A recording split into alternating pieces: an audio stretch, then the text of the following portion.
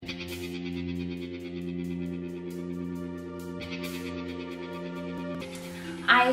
was introduced to animals, being around animals, when I was about 5.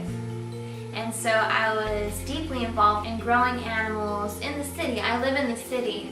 When you're growing things in a home environment, the food is exponentially higher in nutrition. The soil has not been used as much as it has been in the large farms, and you can replenish it with new nutrients that not all large farms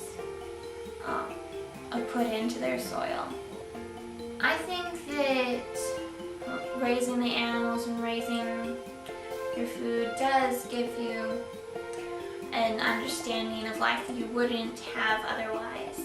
It has given me a greater respect, and having that, it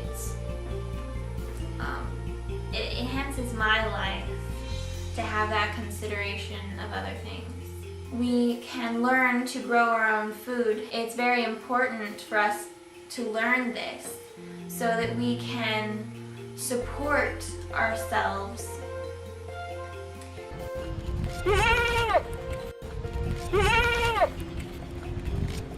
Hi, I'm Valerie Matheson. I'm 16 years old and I've been interested in urban agriculture for the longest time. A good example is this goat. I've been raising goats since I was 5. Urban agriculture is farming in the city where you try to grow as much as you can on as little land as possible, whether that be animals, chickens, pygmy goats, or vegetables. And it's gaining prevalence and people are gaining more interest in it because of the nutrition, the higher nutrition that you get out of homegrown vegetables, and of course the high nutrition you get out of eggs, where you know what you're feeding them, and just the healthier environment that you can create in a small setting. Here's an example of what you can do with urban agriculture. You don't need much space. You can start with just a few plants. When I started, I took my shovel out to our front yard. It took a lot of work at the beginning to get it all soft, but once I started growing, I got excited when I started bringing in the tomatoes or the squash, and the ground just kept getting better and better as I added nutrients and things. And by the end of a year, I had built some raised beds and the plants were really growing. Eventually I started growing more and more vegetables in my raised beds, and most everyone knows that there's a huge difference between a store-bought tomato and a homegrown tomato.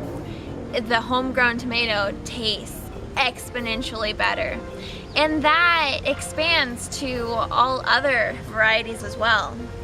And the reason is that in a homegrown area that hasn't been commercially produced, there are so many more nutrients in the soil, because in a commercial farm they don't always build up the soil with the nutrients, nitrogen, and all the minerals.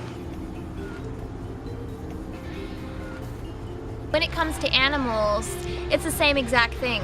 When you grow chickens at your house, you can really give them the care that they need.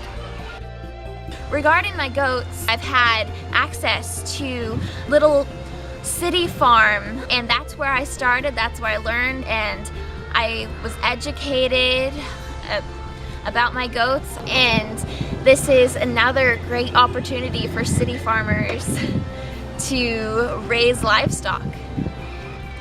I'd like to start creating an organization, a cooperative of people just bringing some young people my age into it who are interested, and we can start creating a more supportive environment in the cities and starting to change some of the ordinances for having backyard animals. It's a growing movement.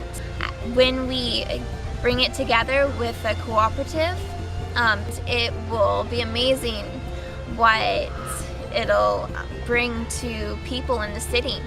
Something that the city people have lost for a long time is the joy of working in a garden, of having animals and taking care of them. Just going out into the garden and picking your salad, and getting fresh milk hot from the goat and fresh eggs. This has a great potential for solving the health problems that are directly linked to what we eat.